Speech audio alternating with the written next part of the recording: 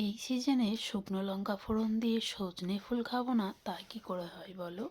তো তাই আজকে তোমাদের সাথে সজনে ফুল ভাজা আর ফুলকপি দিয়ে সিলভার কাপ মাছের দুর্দান্ত একটা রেসিপি শেয়ার করতে চলেছি। তো পুরো ভিডিওটা অবশ্যই দেখতে থাকো, আর ভালো লাগলে লাইক কমেন্ট আর বন্ধুদের সাথে শেয়ার করে দিও। তো প্রথমেই ফুলকপি দিয়ে সিলভার কাপ মাছের রেসিপির জন্য এখানে আমি কড়াইতে দিয়ে দিয়েছি একটু তেল, আর তেলের মধ্যে দিয়ে দিয়েছি নুন আর হলুদ গুঁড়ো। এবার বেশ বড় বড় সাইজ করে কিন্তু আমি ফুলকপিগুলো কেটে রেখেছিলাম, সেটাই এবার তেলের মধ্যে দিয়ে ভালো করে ভেজে নেব। ফুলকপি একটু এই রেসিপির জন্য কিন্তু বেশ ভালো করে ভাজতে হবে। তো দেখতেই পাচ্ছ ফুলকপিগুলো কিন্তু খুব সুন্দর করে আমি গাগুলো দেখো লাল লাল হয়ে গেছে, ভেজে নিয়েছি। এবার এর মধ্যে আমি সরু সরু করে কেটে রেখেছিলাম আলু, সেগুলোও দিয়ে দিলাম। তো ফুলকপি আর আলুটাকে একটু কিছুক্ষণ ধরে ভেজে নিতে হবে। তো সিলভার কাপ মাছটা কিন্তু আমার আগে থেকেই ভাজা ছিল।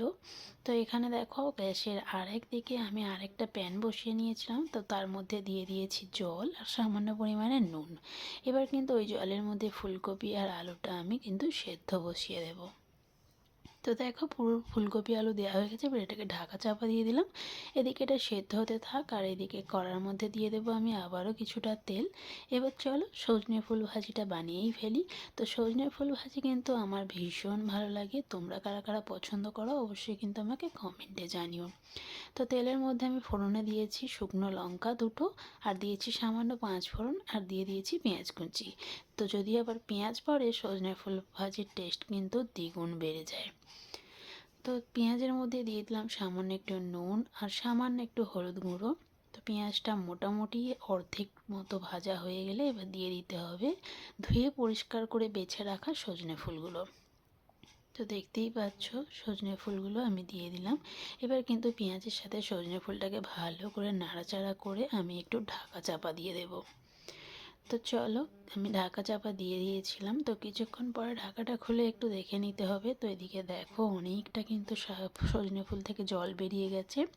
এবার আর ঢাকা চাপা দেবো না, কারণ ফুলগুলো অনেকটাই নরম হয়ে গেছে। তো সামান্য একটু চিনি দিলাম, চিনি দিলে কিন্তু সজনে ফুল ভাজার টেস্টটা অনেকটা ভালো আসে। তো এবার এটাকে ভালো করে নাড়াচাড়া করে দেখো, তো ভাজা আমার হয়েই গেছে।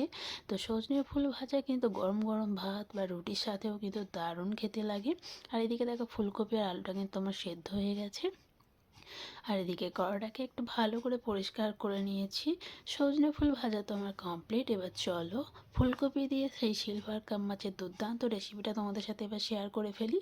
তো সামান্য একটু তেল দিয়ে নিয়েছি, তেলের মধ্যে ফোড়নে দিয়েছি 5 ফোড়ন, আর 4-5টা কাঁচা লঙ্কা ছেড়ে নিয়েছিলাম সেটাও দিয়ে দিয়েছি, আর দিয়ে দিয়েছি পেঁয়াজ কুচি। আর এদিকে সজনে ফুল ভাজাটা দেখো কতটা ভালো দেখতে হয়েছে। তো চলো পেঁয়াজ কুচিটা এবার ভালো করে ভেজে নিতে হবে। তো পেঁয়াজটা আমার একদম কিন্তু লাল লাল করে ভাজা হয়ে গেছে। এবার দিয়ে দিলাম দুটো টমেটো কুচি, আর দিয়ে দিচ্ছি পরিমাণ মতো হলুদ গুঁড়ো। আর এখানে কিন্তু আমি লঙ্কা গুঁড়ো ইউজ করব না, কাশ্মীরি লঙ্কার গুঁড়ো কালারের জন্য ইউজ করছি, কারণ অনেকগুলো কাঁচা লঙ্কা দিয়েছি। আর দিয়ে দিচ্ছি আদা বাটা। মশলা ধোয়ার জলটাও আমি অ্যাড করে দিলাম, আর এখানে কিছুটা আমি মটরশুঁটি ছাড়িয়ে রেখেছিলাম সেটা অ্যাড করে দিলাম। এবার কিন্তু মশলাটাকে খুব ভালো করে কষে নিতে হবে। তো এবার এর মধ্যে আমি দিয়ে দিচ্ছি সামান্য পরিমাণে জিরে আর ধনে গুঁড়ো। মশলাটা দেখো খুব ভালো করে কষানো হয়ে গেছে, রঙটাও কত ভালো এসেছে দেখো। এবার কিন্তু যে ফুলকপি আর আলুটাকে আমি সেদ্ধ করে রেখেছিলাম সেটাও ঢেলে বেশ ভালো করে নাড়াচাড়া করে ফুটিয়ে নিলাম। এবার উপর থেকে আমি কিন্তু যে সিলভার কাপ মাছগুলো আগে থেকে ভেজে রেখেছিলাম সেইগুলোই ঢেলে দেবো। তো দেখতেই পাচ্ছ মাছগুলো আমার আগে থেকেই ভাজা ছিল। তো এই ফুলকপি দিয়ে সিলভার কাপ মাছের এই রেসিপিটা কিন্তু ভীষণ টেস্টি হয়, মানে খেয়ে পুরো মন ভরে যাবে। তো মাছগুলো আমি দিয়ে দিয়েছি, এবার মাছগুলো দিয়ে খানিকক্ষণের মতো ফুটিয়ে নেব।